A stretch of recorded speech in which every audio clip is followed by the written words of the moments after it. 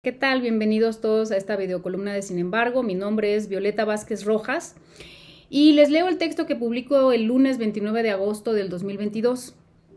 Se llama Demócratas Censores. Antes de empezar, quiero agradecer a Sácil Carreras la orientación que me brindó en los temas legales y quiero dejar muy claro que cualquier error que permanezca en el texto es responsabilidad absolutamente mía.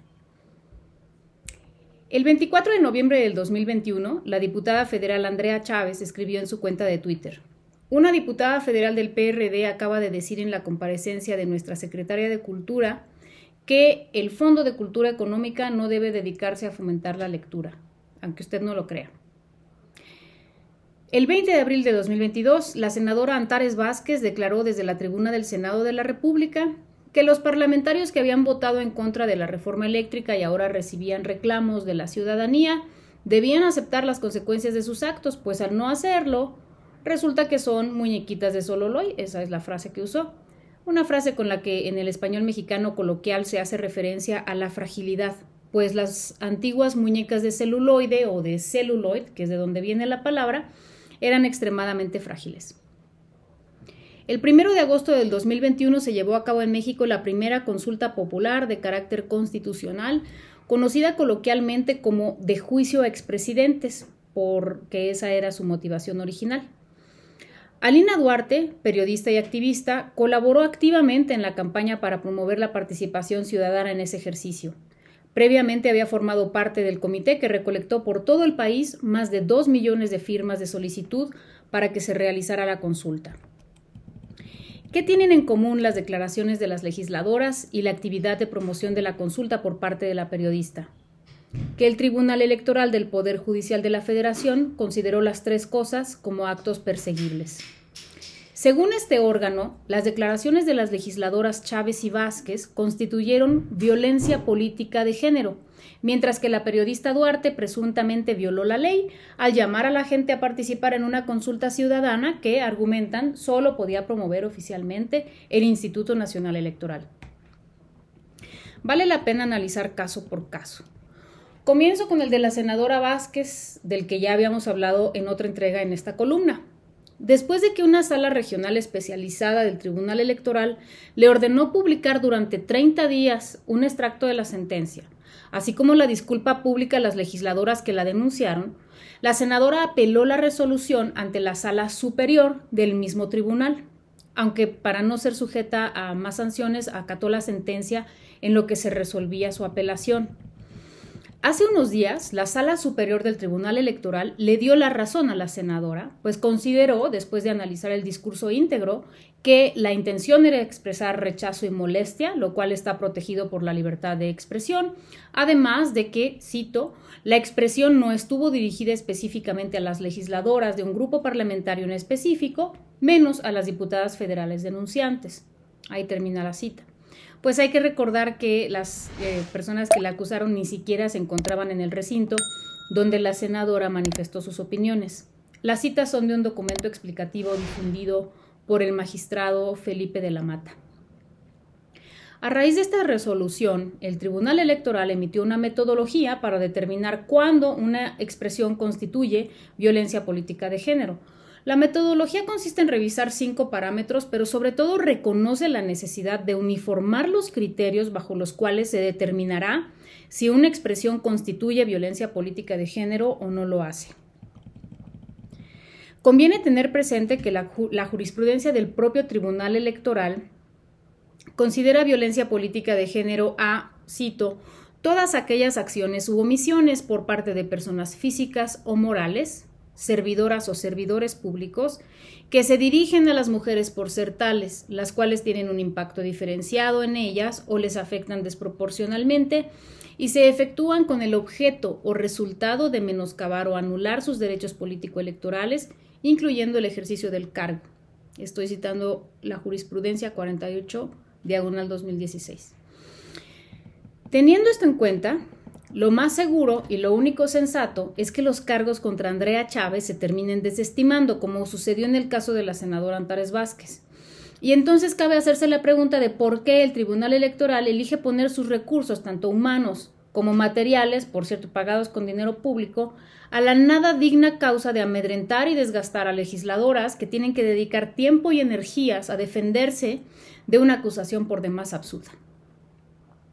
Por si fuera poco, la denuncia contra la diputada Chávez se extiende a otros ciudadanos. Entre ellos está el comunicador Eric Gutiérrez, director del portal Sin Línea, a quien el Tribunal Electoral sancionó con una multa de casi 2,000 pesos y obligó a publicar una disculpa y un extracto de la sentencia, igual que en el caso de la senadora Vázquez. La razón: contestó al tuit de la diputada Chávez con las palabras: les aterra tener un pueblo culto e informado. Ante lo disparatado de estas acusaciones, y sobre todo del hecho de que las autoridades electorales les den seguimiento, surge la pregunta de cuál es el papel de estos órganos fuera del periodo electoral. La abogada Sácil Carreras advierte: la distinción entre lo que compete a los órganos administrativos y a la justicia administrativa y lo que compete a los órganos electorales y a la justicia electoral se está desdibujando justamente por la forma en la que actúan las autoridades electorales últimamente. Se preguntaría uno de dónde le viene a los órganos electorales esta súbita preocupación por la violencia de género, un problema que lacera a la sociedad, pero cuyo castigo, pensaríamos, pertenece a jurisdicciones distintas a lo electoral. La clave, me parece, está en el artículo 470 de la Ley General de Instituciones y Procedimientos Electorales, y aquí le agradezco a Carreras que me haya orientado en esta dirección. En este artículo se establece quién está a cargo de los procedimientos cuando se denuncien actos violatorios de la ley durante el periodo electoral. Pero si las denuncias se relacionan con violencia política de género, se pueden atender en cualquier momento, incluso fuera de tiempos electorales. Así, el tribunal y el instituto justifican su injerencia en la vida pública de legisladores y periodistas más allá de los procedimientos estrictamente electorales que, como su nombre lo dice, tienen a su cargo. Las denuncias contra Alina Duarte son tal vez más graves porque en ese caso las autoridades electorales pretenden sancionar a una ciudadana que no pertenece a ningún partido político con el argumento de que violó la ley al promover una consulta. El artículo 41 de la Ley de Consulta Popular establece que, cito, el Instituto Nacional Electoral promoverá la difusión y discusión informada de las consultas que hayan sido convocadas por el Congreso de la Unión a través de los tiempos de radio y la televisión que corresponden al propio instituto. Y más adelante dice: ninguna otra persona física o moral, sea a título propio o por cuenta de terceros, podrá contratar propaganda en radio y televisión dirigida a influir en la opinión de los ciudadanos sobre la consulta popular. El instituto ordenará la cancelación de cualquier propaganda e iniciará el proceso de sanción que corresponda. Bueno, este artículo, como se ve, al igual que el artículo 40 de la misma ley, establece que el INE tiene la obligación de promover la consulta popular, pero de ningún modo establece que los ciudadanos, haciendo uso de su derecho a la libre expresión, no puedan convocar a otros ciudadanos a participar del ejercicio, siempre y cuando no contraten, como dice la ley, tiempos de radio y televisión. Proceder legalmente en contra de Alina Duarte y otros comunicadores, entre ellos Epigmenio Ibarra, por haber convocado a la gente a participar en un ejercicio democrático no tiene ningún fundamento jurídico y nuevamente hace pensar que se trata de actos de intimidación que llevan un mensaje para el resto de los ciudadanos. La intención es desalentar las manifestaciones públicas de apoyo a ejercicios que no cuenten con el respaldo de los consejeros del instituto. Recordemos cómo durante el periodo previo a la consulta de revocación de mandato, el consejero Ciro Murayama participó en foros convocados por asociaciones civiles ligadas a los partidos de oposición, donde abiertamente llamaba a no participar en el revocatorio. Las autoridades electorales, pues, se extralimitan en sus atribuciones de garantizar contiendas electorales justas y las convierten en una especie de licencia para acallar, intimidar y desalentar la participación ciudadana en la vida democrática. Por absurdas e incomprensibles que nos parezcan estas situaciones, no deben pasar inadvertidas. No solo deberían convocar nuestra solidaridad, que aquí aprovecho para expresar con todos los funcionarios, funcionarias, legisladoras y sobre todo con las ciudadanas y periodistas ajenos a los partidos que han recibido citatorios, multas y sentencias como castigo a sus expresiones. sino que también deben alertarnos sobre la urgencia de revisar los marcos jurídicos en los que estos órganos se apoyan para cometer este tipo de abusos.